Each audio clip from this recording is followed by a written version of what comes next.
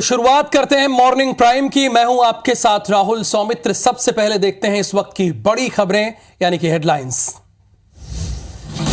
दिल्ली में आज कांग्रेस महासचिवों, प्रभारियों और पीसीसी अध्यक्षों की बैठक। जीतू पटवारी, उमंग सिंगार और दीपक बैज भी होंगे शामिल। भारत न्याय यात्रा और लोकसभा चुनाव की तैयारी पर होगी चर्चा। दिल्ली के मुख्यमंत्री अरविंद केजरीवाल को आज गिरफ्तार कर सकती है ईडी। तीसरे समन के बावजूद पेश नहीं हुए थे सीएम। आप नेताओं ने जताई गिरफ्तारी की आशंका। आज ग्वालियर दौरे पर रहेंगे सीएम डॉक्टर मोहन यादव। व्यापार मेले का करेंगे उद्घाटन। विकास कार्यों को लेकर करेंगे संभागीय समीक्षा बैठक। छत्तीसगढ़ में अब तक की सबसे बड़ी प्रशासनिक सर्जरी। एक साथ 88 आईएएस और आईपीएस का ट्रांसफर। बदले गए 19 जिलों के कलेक्टर। गौरव सिंह को राजधानी की कमान। रायपुर में साय कैबिनेट की बैठक में बड़ा फैसला। सीबीआई करेगी सीजीपीएससी गड़बड़ी की जांच। गरीबों को अगले 5 साल तक दिया जाएगा फ्री में चावल। मोहन कैबिनेट की मीटिंग में बड़ा फैसला। तेंदुपत्ता संग्राहकों को दिया जाएगा 4000 रुपए प्रति मानक बोरा। रानी दुर्गावती श्री अन्न प्रोत्साहन योजना की भी होगी शुरुआत। भोपाल में 1 करोड़ की लूट। 4 लुटेरों ने बंगले में घुसकर हथियार दिखाकर वारदात को दिया अंजाम। 1 आरोपी गिरफ्तार।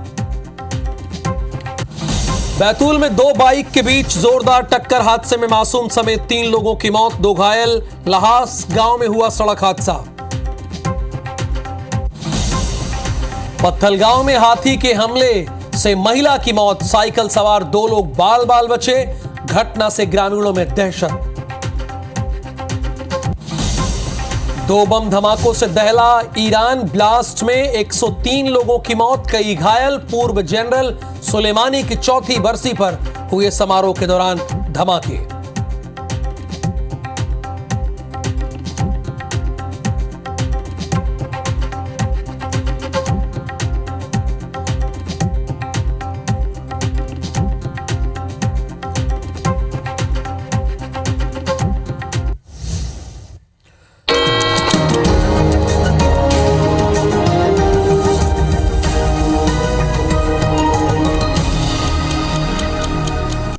तो 7 की बड़ी बात में आधी रात जारी हुआ है तबादला का आदेश। 88 आईएएस और 1 आईपीएस अधिकारी का ट्रांसफर हो गया है। ट्रांसफर किए गए हैं 19 जिलों के कलेक्टर। इस बीच एक बड़ी और अहम खबर, कलेक्टर बदले गए, यानी 19 जिलों के कलेक्टर बदले गए हैं। और इसके साथ सरगुजा, बिलासपुर, दुर्ग के भी संभागायुक्त बदले गए हैं। एक बार फिर आईपीएस को सौंपी गई है जनसंपर्क की जिम्मेदारी।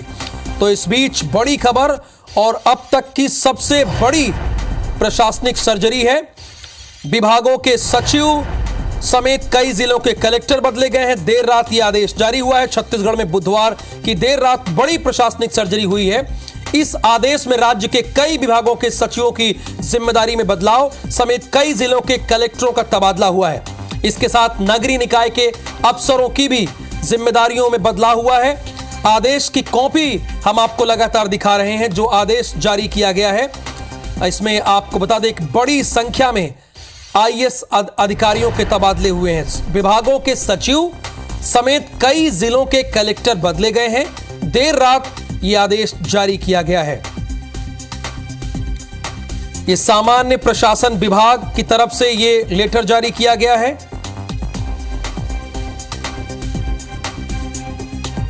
और इसमें आपको बता दें कि सुब्रत साहू, मनोज कुमार पिंगुआ, श्रीमती शहला निगार, डॉक्टर कमलप्रीत सिंह और इसके साथ परदेशी सिद्धार्थ कोमल, गोविंद राम, प्रसन्ना आर।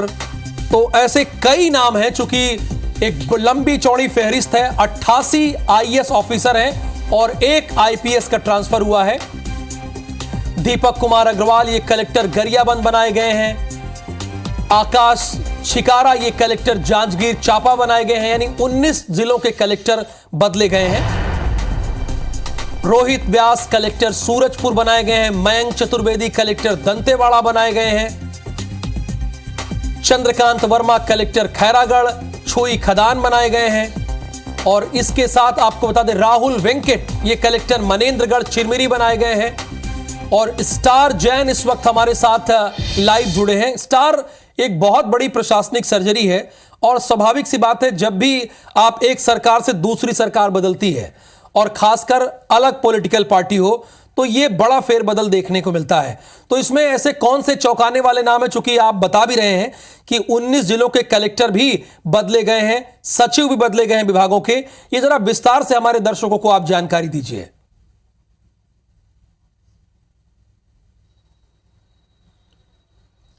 देखिए, बीजेपी सरकार आने के बाद ये एक प्रकार से कहा जा सकता है कि पहली बड़ी प्रशासनिक सर्जरी है। 88 आईएएस और एक आईपीएस का प्रभार बदला गया है, ट्रांसफ़र किया गया है। और छत्तीसगढ़ के इतिहास में एक साथ इतनी बड़ी सर्जरी है शायद पहली बार हुई है। पिछली सरकारों में भी, जब बीजेपी की सरकार थी तब भी इतने बड़े ट्रांसफर्स देखने को एक साथ नहीं मिले थे। कांग्रेस भी सत्ता में आई थी तब भी इतनी बड़ी लिस्ट एक साथ नहीं हुई थी। लेकिन ये पहली बार है कि एक साथ 88 आईएएस अधिकारी हैं, जिसमें सचिव से लेकर संयुक्त सचिव से लेकर कलेक्टर तक शामिल हैं। और जहाँ तक सबसे बड़ी बात करें तो एक सबसे बड़ा जो फेरबदल हुआ है वो है जनसंपर्क में। जो आईपीएस मयंक श्रीवास्तव हैं उनको यहाँ पर लाया गया है, कमिश्नर कम डायरेक्टर जनसंपर्क बनाया गया है। और क्योंकि जनसंपर्क इसलिए, क्योंकि इसके ऊपर सीधा सीधा सरकार की छवि की जिम्मेदारी होती है कि सरकार जो कामकाज कर रही है, जो योजनाएं सरकार की है, उसका प्रचार प्रसार करना है और जनता तक कैसे योजनाएं पहुंचे, इसकी जिम्मेदारी जो है वो जनसंपर्क विभाग के पास रहती है। और आईपीएस को उसमें लाया गया है। ये एक बड़ा, सबसे बड़ा अपडेट ये रहेगा। इसके अलावा बात करें तो 19 जिले के कलेक्टर बदले गए हैं। सीधी सीधी बात है, कलेक्टर का बदला जाना जहाँ तक है, योजनाओं को इम्प्लीमेंटेशन तो है ही, लेकिन साथ ही चुनाव को भी इसमें देखा जाता है। कुछ समय बाद लोकसभा चुनाव होने हैं, विधानसभा चुनाव हुए, जाहिर सी बात है कहीं ना कहीं इसमें वो फैक्टर भी देखा गया होगा। और एक बड़ा इसे देखा जा सकता है कि 19 जिलों के कलेक्टर एक साथ बदले जाना, तो ये कुछ 2 पॉइंट प्रमुख रूप से हैं। इसके अलावा कई लूप लाइन में जो अधिकारी थे, जो पिछली सरकार में लूप लाइन में थे या उनके पास कोई बहुत बड़ी जिम्मेदारी नहीं थी, उनको भी बड़ा विभाग देते हुए बड़ी जिम्मेदारी दी गई है। तो एक प्रकार से कहा जा सकता है कि लंबे समय से इस प्रशासनिक सर्जरी का इंतज़ार हो रहा था और ये सामने आया। और निश्चित तौर पर इसके बाद, आने के बाद सरकार के कामकाज में और तेज़ी आएगी, ऐसा कहा जा सकता है। बहुत शुक्रिया इस पूरी जानकारी के लिए आपका। तो बड़े स्तर पर प्रशासनिक सर्जरी की गई है, ये हमारे संवाददाता बता रहे हैं। अगली खबर दिल्ली से है। दिल्ली में आज एआईसीसी की बैठक है, महासचिवों और प्रदेश प्रभारियों की बैठक है। छत्तीसगढ़ पीसीसी चीफ दीपक बैद भी शामिल होंगे। मध्य प्रदेश के पीसीसी चीफ जीतू पटवारी और नेता प्रतिपक्ष उमंग सिंघार भी शामिल होंगे। भारत न्याय यात्रा और लोकसभा चुनाव की तैयारी पर चर्चा होगी। भारत न्याय यात्रा का लोगो कांग्रेस आज जारी कर सकती है। और इसी के साथ आज 24 अकबर रोड पर, यानी कांग्रेस के राष्ट्रीय कार्यालय में आज एआईसीसी की बैठक होनी है। और इसी के साथ भारत न्याय यात्रा और लोकसभा चुनाव की तैयारी पर चर्चा भी होनी है। ये दोनों बातें एक साथ होंगी। एआईसीसी के जितने भी महासचिव हैं, प्रदेश प्रभारी हैं, वो सारे आज उपस्थित रहेंगे। छत्तीसगढ़ के पीसीसी चीफ दीपक बैज होंगे और इसके साथ मध्य प्रदेश के पीसीसी चीफ जीतू पटवारी भी शामिल होंगे और नेता प्रतिपक्ष उमंग सिंघार भी शामिल होंगे, जिनको तस्वीरों में आप देख भी रहे हैं, और दीपक बैच को भी शामिल होना है। ये सारे लोग आज दिल्ली में होंगे, 24 अकबर रोड पर होंगे, जो कि कांग्रेस का राष्ट्रीय कार्यालय है। यहाँ पर एक बड़ी बैठक है। देखिए, बैठक का 2 मकसद है इन सारे लोगों को एक साथ बुलाने का। पहली बात तो ये है कि जो राहुल गांधी एक नई यात्रा कर रहे हैं, भारत जोड़ो यात्रा के बाद भारत न्याय यात्रा, उसकी रूपरेखा तय करने की होगी। उसे कैसे हिट बनाया जाए, कैसे लोगों के बीच जोड़ा जाए उस यात्रा को, पहली बात ये होगी। और दूसरी जो सबसे अहम बात है, जिसके लिए सारे दलों के राजनीतिक कार्य जिसके इर्द गिर्द घूमते हैं, देश का आम चुनाव। बिल्कुल ठीक आप समझ रहे हैं, यानी 2024 का लोकसभा का चुनाव में क्या रणनीति होगी, इस पर भी मंथन किया जाएगा।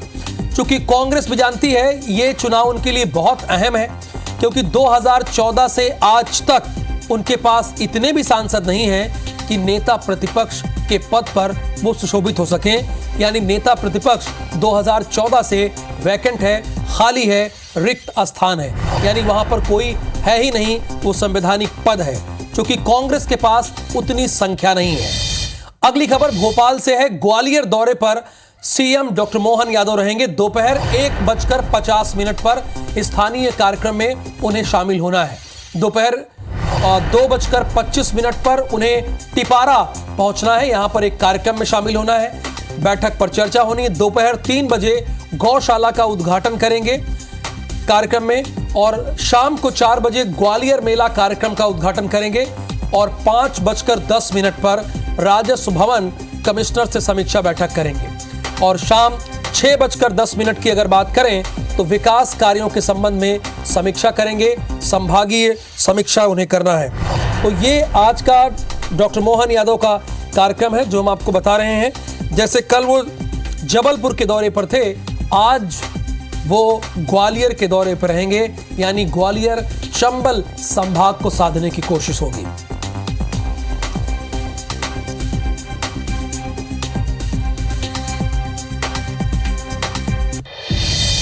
महाकौशल में मोहन मंत्रिमंडल की पहल, मीटिंग में कई महत्वपूर्ण फैसले लिए गए हैं। संस्कारधानी, जिसे आप जबलपुर के नाम से भी जानते हैं, शक्ति भवन में बैठक के बाद संसदीय कार्य मंत्री कैलाश विजयवर्गीय ने फैसलों की जानकारी एक एक करके सभी को दी। उन्होंने बताया कि मध्य प्रदेश में हर साल रानी अवंतीबाई और रानी दुर्गावती सम्मान दिया जाएगा। इसके तहत विपरीत परिस्थितियों में समाज सेवा करने वाली महिलाएं सम्मानित होंगी। साथ ही दोनों वीरांगनाओं पर अध्ययन के लिए विश्वविद्यालय में फेलोशिप दिया जाएगा। उनकी जीवन गाथा को पाठ्यक्रम में शामिल किया जाएगा। रानी दुर्गावती श्री अन्न प्रोत्साहन योजना शुरू करने का निर्णय भी हुआ है। कैबिनेट में इस प्रस्ताव पर भी मोहर लगी है। मिलेट्स उत्पादन पर प्रति किलो 10 रुपए प्रोत्साहन राशि दी जाएगी। 32,000 करोड़ की सिंचाई योजनाओं को हरी झंडी मिलेगी, और नई सड़कों के लिए 4500 करोड़ के आवंटित भी किए जाएंगे। 4500 करोड़ आवंटित किए जाएंगे। तेंदुपत्ता संग्राहकों को 4000 रुपए प्रति मानक बोरा मिलेगा। इसके अतिरिक्त ग्वालियर व्यापार मेले में ऑटोमोबाइल बिक्री सेल टैक्स में 50% की छूट दी जाएगी।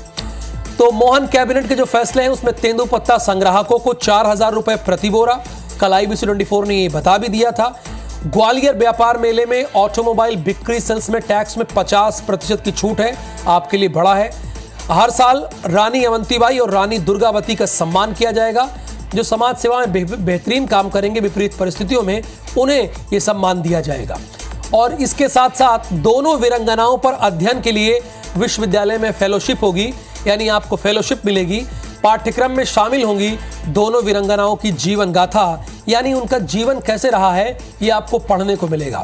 रानी दुर्गावती श्री अन्न प्रोत्साहन योजना भी शुरू होगी। इसके अलावा मिलेट्स उत्पादन पर प्रति किलो 10 रुपए का प्रोत्साहन राशि भी आपको दिया जाएगा। 32,000 करोड़ की सिंचाई योजनाओं को मंजूरी मिली है। सिंचाई की बहुत जरूरत है, तो 32,000 करोड़ की सिंचाई योजनाओं को, नई सड़कों के लिए 4500, एक बहुत मोटी रकम है। तेंदुपत्ता संग्राहकों को 4000 रुपए प्रति बोरा है। तो कैबिनेट की जो बैठक है, फुल कैबिनेट की, ये फुल कैबिनेट की पहली बैठक थी जिसमें जो अहम फैसले लिए गए वो हम आपको बता रहे हैं। राज्य सरकार ने फैसला किया है कि दोनों ही महिला वीर सेनानी के प्रति अपनी आदरांजलि अर्पित करते हुए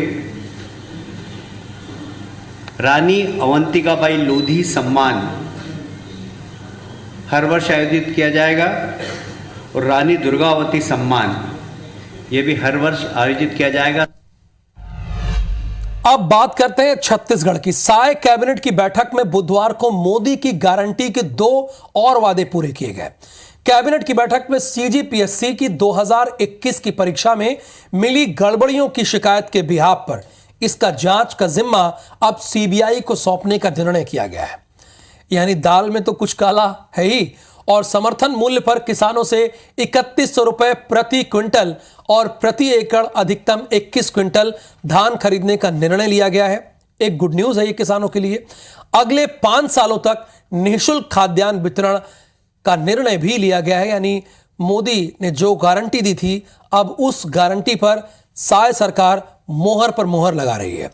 यानी सीजीपीएससी में जो गड़बड़ी हुई है, अब उसकी जांच होगी और जांच सबसे बड़ी एजेंसी यानी सीबीआई करेगी।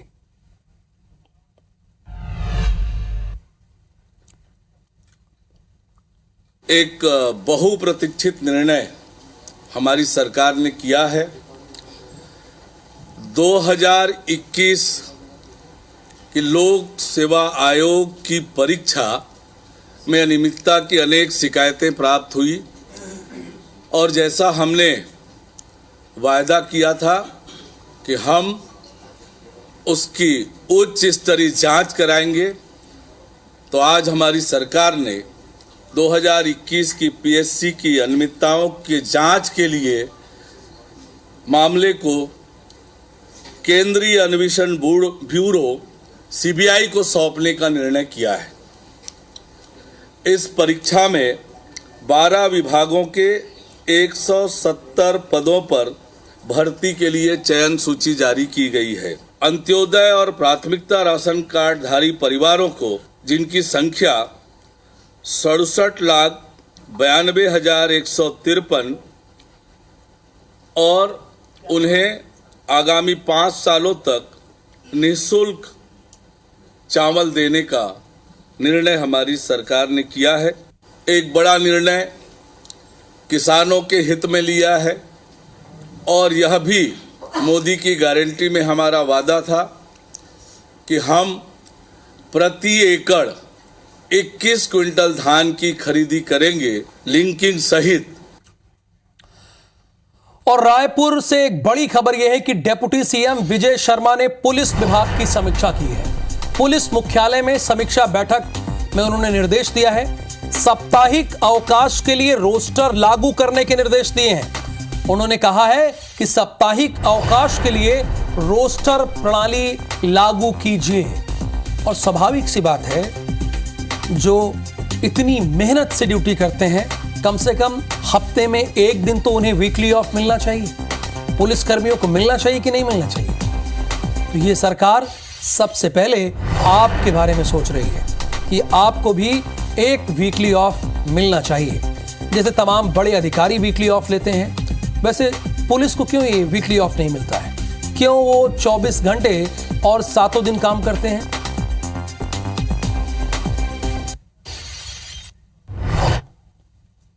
आरक्षक और प्रधान आरक्षक साथी हैं, उनके साथ बहुत सारी तकलीफ़ें हैं। आवास उपलब्ध नहीं हो पाता है, तो आवास के लिए एक अच्छी योजना लेकर आएं, उनको साप्ताहिक अवकाश भी सुनिश्चित हो। ईरान में 2 बम धमाके हुए हैं। पूर्व जनरल सुलेमानी की कब्र के पास ये धमाके हुए हैं और इस बम धमाके में 103 लोगों की मौत हुई है और जानकारी ये मिली है कि कई घायल हैं। सुलेमानी की 4थी बरसी पर समारोह हो रहा था और इसी बीच एक जोरदार बम धमाका हुआ और इस धमाके में 103 लोगों की जान गई है। सुलेमानी की 4थी बरसी पर यह समारोह हो रहा था और इसमें कोई दो राय नहीं है, बम धमाकों से ईरान दहल गया। पूर्व जनरल सुलेमानी की कब्र के पास ये धमाके हुए हैं। धमाके में 103 लोगों की मौत हुई है। 103 लोगों की मौत। सुलेमानी की 4थी बरसी पर समारोह हो रहा था। तो ये क्या किसी ने चुनौती दी है सरकार को? पूर्व जनरल सुलेमानी की कब्र के पास ये बड़ा बम धमाका हुआ है और 103 लोगों की जान चली गई है इसमें।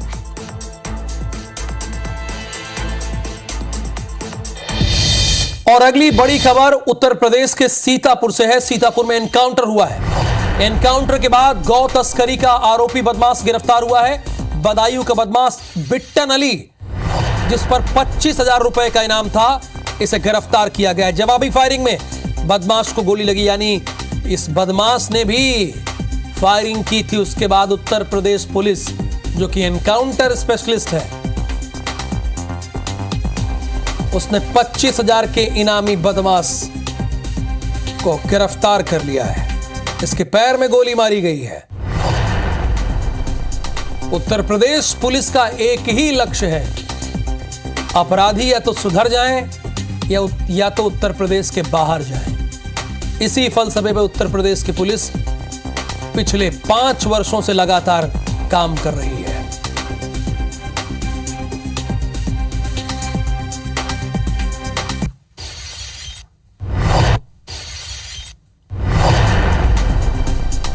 एनकाउंटर के बाद गौ तस्करी का आरोपी बदमाश गिरफ्तार कर लिया गया है, जो कि बदायूं का है। इसका नाम बिट्टन अली है और इस पर 25,000 रुपए का इनाम है। 25,000 का इनामी बदमाश गिरफ्तार हुआ है। जवाबी फायरिंग में बदमाश को गोली लगी है, इसके पैर में गोली लगी है। गौ तस्करी का यह आरोपी है बदायूं का बदमाश बिट्टन अली। इसे गिरफ्तार कर लिया गया है।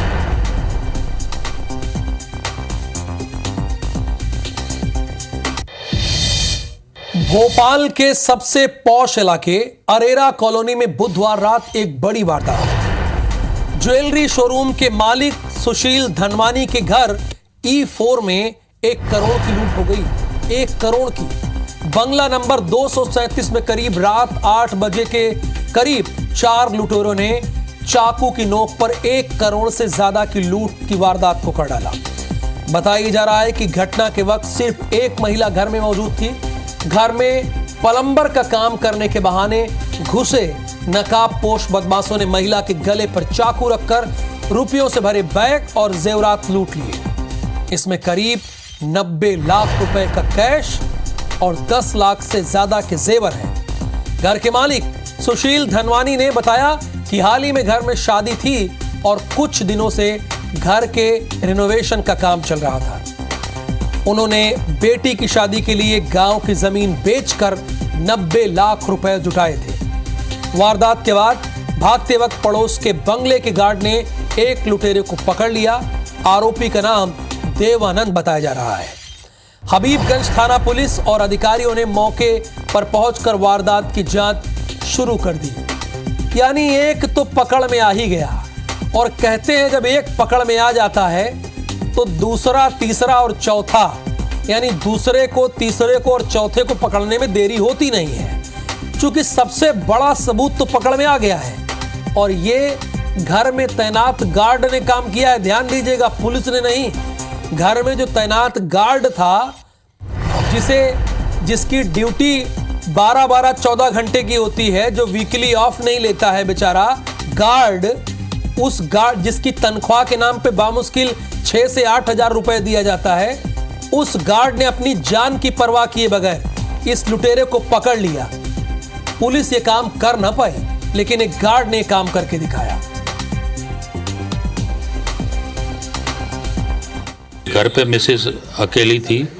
ये लोग आए क्योंकि रेनोवेशन का काम चल रहा है घर पे, तो लिहाजा उन्होंने दरवाज़ा नॉक किया। मिसेस ने पूछा कौन, बोला भाभी जी मोटर चाहिए। ऐसा करके उन्होंने दरवाज़ा खोला और उस पर हाथापाई की।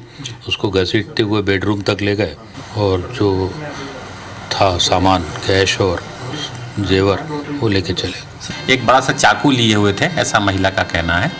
उसे डराया और उसको बेडरूम में ले गए। बेडरूम में जहाँ पर अलमारी थी, वहाँ उनका कहना है काफ़ी मात्रा में कैश था, कोई ज़मीन वगैरह बेची है। उन्होंने थैले में भराया और लेकर के भाग गए। कितनी राशि होगी सर? और क्या राशि के बारे में अभी कंफर्म नहीं कर पा रहे हैं, टोटल कर रहे हैं। उनका कहना है कि उन्होंने काफ़ी 70-75 लाख की कुछ ज़मीन वगैरह बेची है। उसका पैसा उनके घर पे रखा हुआ था, वो ले गए हैं। कुछ दुकान का भी पैसा था, ऐसा बता रहा है। और अब खबर बैतूल से है, जहां तेज रफ्तार 2 बाइकों की आपस में भिड़ंत हो गई, यानी टक्कर हो गई। हादसे में बच्चे समेत 3 लोगों की मौत हुई है, जबकि 3 लोग घायल हो गए हैं, जिन्हें इलाज के लिए भैंसदेही सामुदायिक स्वास्थ्य केंद्र में एडमिट करा दिया गया, जहां युवक ने इलाज के दौरान दम तोड़ दिया। 2 लोगों की हालत गंभीर है, जिसमें से एक का जिला और दूसरे का प्राइवेट हॉस्पिटल में इलाज चल रहा है। वहीं दूसरी ओर पुलिस ने मामला दर्ज कर जांच शुरू कर दी है। गाड़ियों की स्थिति देख के ऐसा लग रहा है कि दोनों गाड़ी आपस में टकराई है। घटना थोड़ा ज़्यादा ही दुखद है कि इसमें एक छोटा बच्चा है जो 3 साल का है और उसके पिता भी उसमें शांत हो गए हैं। सूचना पर मर्ग कायम होकर अपराध भी पंजीबद्ध हो रहा है। बाकी जो है अन्य जो घायल हैं उनके होश में आने के बाद में आगे की प्रक्रिया की जाएगी। अरब सागर में भारत ने पेट्रोलिंग बढ़ा दी है। अदन की खाड़ी में नौसेना की जंगी जहाज तैनात है। अरब सागर में भारतीय नौसेना का कड़ा पहरा है। हूती हमलावरों पर कार्रवाई के लिए हम पूरी तरह से तैनात हैं। हाल ही में हूती हमलावरों ने कई जहाजों को निशाना बनाया था। हूती हमलावरों पर अमेरिका ने भी कार्रवाई की थी और अब भारत भी मुस्तैद है उन्हें करारा जवाब देने के लिए। हमला करने वालों की खैर नहीं है। भारत ने तैनात किए हैं वॉरशिप। हमला किया तो खैर नहीं है।